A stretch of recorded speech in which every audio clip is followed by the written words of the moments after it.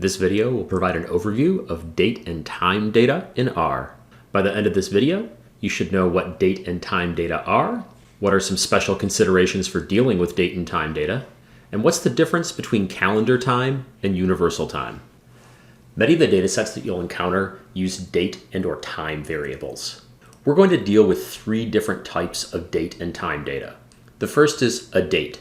This is going to be a calendar date, something like May 25th, 1977. The second will be a time, which is just a time of day. Think something like 10:37 a.m. Lastly, the third data type is called a date time. This is a combination of both a date and a time of day. So something like May 25th, 1977 at 10:37 and 9.00927 seconds in the morning.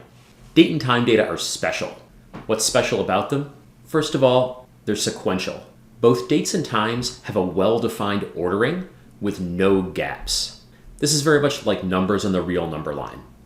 Differently with dates and times, though, there are many ways to represent a single date-time value. So for example, there can just be different conventions about how you write out a date, 1977-05-25 versus May 25th, 1977. There are also different calendars. And while they encode the same types of information, they keep track of time, they have different ways of representing them. Lastly, with time data, there can be different time zones, where people might agree on a specific time, but have different ways of representing it on their clocks. Another idiosyncrasy of date and time values is that only specific combinations of values are allowed. So for example, April 31st, 2018 is not a valid date because there are only 30 days in April.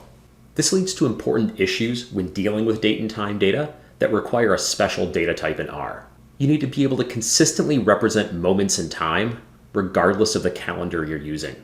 Likewise, you need to be able to translate values from a calendar back to a sequence that consistently records hours, days, months, and years in that serial format that we're used to with numbers.